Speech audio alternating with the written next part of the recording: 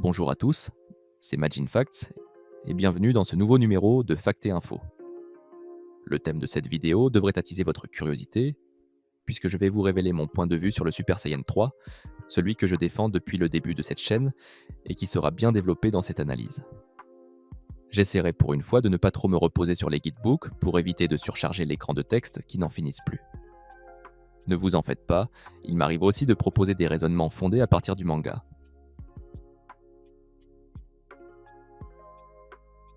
Avant de nous pencher sur le sujet principal qui se focalise sur le cas du Super Saiyan 3, faisons d'abord le point sur la notion de force cachée ou de puissance latente dans l'ensemble des combats de Dragon Ball.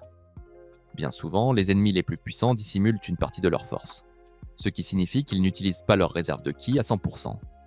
Peu importe le contexte, la puissance latente est généralement liée au concept de full power d'un point de vue tactique. À titre d'exemple, Piccolo Daimao n'avait pas révélé sa pleine puissance dès le début du combat contre Son Goku.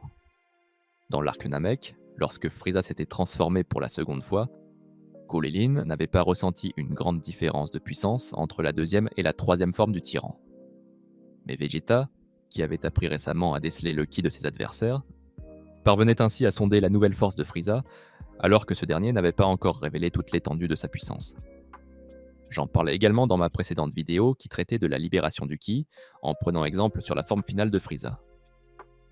À un autre moment de l'histoire, à l'approche du Cell Game, Krillin, qui avait gagné en expérience en matière de perception du ki, avertit Trunks de ne pas se fier à la puissance apparente de Cell au premier abord. Désormais capable de discerner le véritable potentiel des individus puissants, Krillin remarque également que Trunks dissimule sa propre force, car il pense que son père serait dérangé de se sentir inférieur à lui. Mais après la défaite de Vegeta face à Cell, Trunks a pu avoir l'occasion de combattre à fond, même si son état physique n'était pas équilibré en termes d'énergie.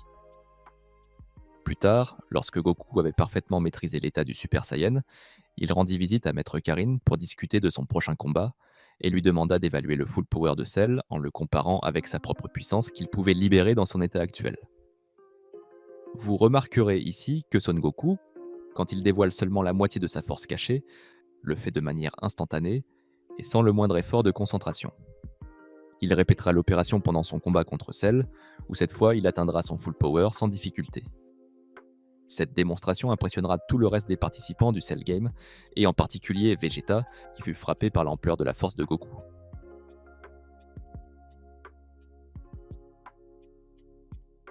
Compte tenu de tous ces éléments, je vais maintenant présenter le cas particulier du Super Saiyan 3 dans l'arc Majin Buu. Le Super Saiyan 3 de Goku, tel qu'il nous a été introduit par l'auteur, est composé de plusieurs niveaux de puissance au fur et à mesure que l'histoire avance. Il regroupe ainsi le niveau minimal, le niveau Zenkai et le niveau maximal. Le niveau minimal désigne le Super Saiyan 3 normal qui correspond au niveau le plus faible de la transformation. C'est dans cet état que Son Goku avait affronté le gros Majin Buu lors de la première apparition du Super Saiyan 3. La puissance de Goku était limitée à cause de la dépense d'énergie qui raccourcissait son temps de séjour sur Terre, accordé par le roi Enma. Il était donc dans l'incapacité de combattre Majin Buu avec toute sa force. Le niveau Zenkai du Super Saiyan 3 représente le niveau intermédiaire de la transformation qui apparaît lorsque Goku se donne à fond lors du combat contre Kid Buu.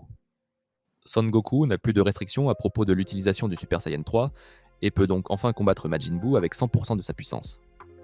Cependant, il lui est impossible d'exploiter le potentiel maximal du Super Saiyan 3, car il ne dispose pas suffisamment de ki pour augmenter davantage sa puissance. Son potentiel reste inférieur à celui de Gohan. Et enfin, le niveau maximal caractérise le Super Saiyan 3 Full Power, donc à pleine puissance, lorsque Son Goku demeurait dans l'au-delà et ne disposait pas d'un corps physique. Autrement dit, ce niveau est accessible à Goku uniquement lorsqu'il n'est plus vivant, lui conférant ainsi une endurance beaucoup plus grande. Par conséquent, le potentiel de Goku mort dépasse de loin celui de Gohan vivant. Toutefois, même en disposant d'une énergie inépuisable, Son Goku a besoin d'une minute pour atteindre sa pleine puissance en Super Saiyan 3, car il ne maîtrise pas la transformation à son potentiel maximal. Et même dans les chapitres récents de Dragon Ball Super, il a laissé tomber cette forme. Ce niveau exige une telle accumulation de puissance que Goku est incapable de la libérer d'un seul coup. Il a tenté cette opération de son vivant, mais a échoué même après avoir dépassé la minute requise. On pourrait également en déduire que le niveau Zenkai du Super Saiyan 3 représente le full power de Goku vivant. Reprenons chacun de ces 3 stades dans leur contexte. Durant la toute première apparition du Super Saiyan 3, on remarque immédiatement quelque chose de particulier durant la transformation. En effet, Son Goku met un certain temps à se transformer, contrairement aux apparitions suivantes. Au lieu que la métamorphose soit instantanée, elle est extrêmement lente, bien qu'il puisse s'agir d'un effet de mise en scène. Mais cela souligne surtout le fait que Goku n'était pas en pleine possession de ses moyens, car il ne pouvait rester que 24 heures sur Terre.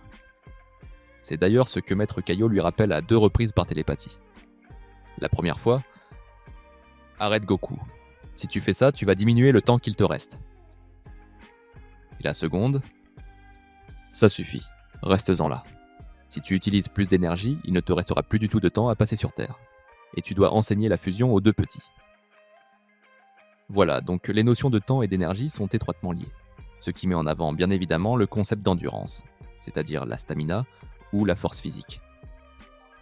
Dans cette situation, étant donné que Son Goku n'a pas accès à l'entièreté de sa réserve de ki, il ne pouvait donc pas se permettre de combattre le gros Majin Buu avec le Super Saiyan 3 déployé à fond. C'est même expliqué un peu plus tard par le principal intéressé quand il discute avec Piccolo au Palais de Dieu. Piccolo est surpris du peu de temps qu'il reste à Goku sur Terre. Et c'est à ce moment de l'histoire que l'on apprend la raison. C'est à cause de ma transformation en Super Saiyan 3. Je n'ai pas le droit de la pratiquer en dehors de l'autre monde. Parce qu'ici où le concept de temps existe, utiliser une telle quantité d'énergie est beaucoup trop épuisant. Peu après, la curiosité de Piccolo ne faiblit pas et l'oblige à poser une question fort intéressante. Tout à l'heure, si tu avais poussé à fond ta transformation en Super Saiyan 3, tu aurais pu terrasser Majin Buu, non ? Je me trompe ? La réponse de Goku est plutôt évasive au sujet de sa véritable force. Et même si Piccolo insiste sur sa demande, « Mais pourquoi tu n'as pas essayé ? À cause de cette histoire d'énergie ?» Le Saiyan explique finalement qu'il préfère laisser cette responsabilité à la jeune génération. On saura beaucoup plus tard que Goku était bel et bien capable de vaincre le gros Majin Buu, et donc cela signifie qu'il s'économisait en Super Saiyan 3. Le prélude que j'ai fait sur le principe de puissance latente prend tout son sens ici. Car Son Goku aurait pu déployer sa véritable force d'un coup pour vaincre Buu, quitte à épuiser tout le temps qu'il lui restait sur Terre. Mais il s'est contenté d'utiliser le Super Saiyan 3 sans trop se dépenser pour donner ensuite la relève à Goten et Trunks. On pourrait ainsi considérer qu'il s'agit du niveau minimal de la transformation, comparé aux apparitions ultérieures. Voici maintenant le stade supérieur du Super Saiyan 3. Je vais directement aborder sa 3e apparition face à Kid Buu, sans m'attarder sur la seconde apparition face à Bootenks. La raison est que Son Goku n'avait pas l'intention de combattre Bootenks dans cette situation, car il cherchait à gagner du temps et à préserver son énergie pour fusionner avec Gohan. Et si vous n'êtes pas d'accord, il faudrait d'abord que vous démontrez pourquoi Goku n'a même pas essayé une seule fois de se transformer contre Super Buu, qui est bien moins fort que Bootenks. Donc, le niveau Zenkai du Super Saiyan 3 intervient uniquement durant le combat de Goku contre Kid Buu. C'est à ce moment précis que Son Goku est mis au pied du mur et se voit contraint de se battre sérieusement, car il en va de la survie de l'univers tout entier. Pour comprendre à quel point Goku ne mesurait pas le danger qui planait sur lui avant d'en arriver là, il a fallu que la Terre soit détruite, emportant ses fils dans son explosion, pour qu'il daigne enfin utiliser le Super Saiyan 3 contre l'ennemi. Quel que soit le niveau de son adversaire, Goku n'a plus le choix. Il doit se battre en donnant son maximum. Le problème étant qu'il ne connaît pas réellement la puissance de Kid Buu.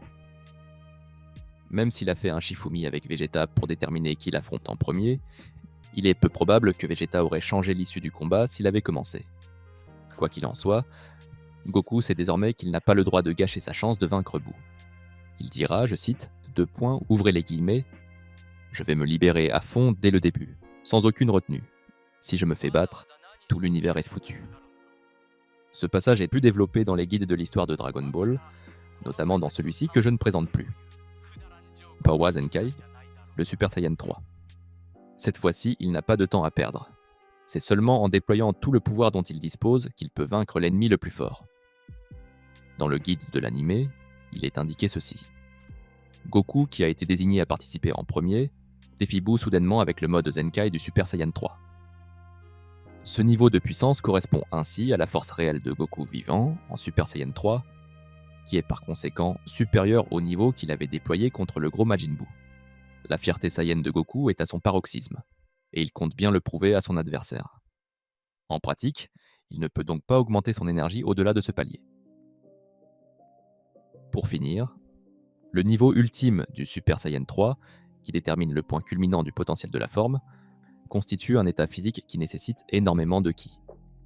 Le Super Saiyan 3 Full Power demeure finalement inatteignable pour Goku. Ce dernier espérait vaincre Kid Buu en essayant de surpasser sa puissance habituelle en accumulant toute sa réserve de ki à la fois. Mais il ne possédait pas suffisamment de stamina pour supporter un tel power-up avec une minute d'accumulation. La déperdition d'énergie témoigne de son manque de maîtrise vis-à-vis du Super Saiyan 3. Il faut savoir que l'appellation Full Power fait nécessairement référence au stade final d'une transformation ou d'un état physique qui aboutit à la meilleure performance possible. Pour Goku, cela reste un niveau hypothétique, car sa propre réserve de ki était insuffisante pour atteindre la puissance qu'il visait. En effet, quand il a eu l'intention de concentrer son énergie pour désintégrer Kid Buu d'un seul coup, son estimation reposait sur la stamina qu'il avait à disposition dans l'au-delà. Sa stratégie était uniquement possible dans le cas où il ne possédait pas de corps physique. Goku n'aurait jamais essayé de concentrer son ki dans son état actuel s'il avait su au préalable que le Super Saiyan 3 était aussi énergivore. Mais cela ne signifie pas pour autant que le niveau Full Power n'existe pas, même si Goku n'a jamais vraiment abouti à sa mise en œuvre. À l'époque de la parution du premier manga, la version optimale du Super Saiyan 3 aurait pu surpasser le potentiel de Gohan si Goku avait préservé sa condition de mort tout en ayant combattu dans l'au-delà. La raison est simple.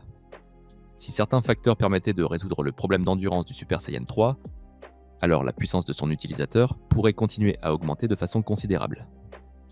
Et en se basant sur ce que Goku a prétendu, il était possible d'accroître considérablement la puissance du Super Saiyan 3 au bout d'une minute de concentration, ce qui lui aurait offert l'opportunité de surpasser de loin la puissance de Gohan à l'aide de ce subterfuge. Mais cela ne peut pas fonctionner lorsque Son Goku est vivant, ce qui fait que le potentiel de Gohan est supérieur au sien dans des conditions égales, même si je pense que leur différence de niveau n'est pas aussi grande qu'on pourrait le croire. Merci d'avoir été attentif jusqu'à la fin de cette vidéo, et n'hésitez pas à donner votre avis dans l'espace commentaire. Avant la diffusion de l'anime Dragon Ball Daima, j'aimerais recueillir vos avis sur l'avenir de ma chaîne YouTube. Cela m'aidera à décider si je dois continuer à publier des vidéos longues, ou bien commencer à générer de l'audience en me focalisant sur les shorts. Sur ce, je vous souhaite une bonne rentrée, à bientôt.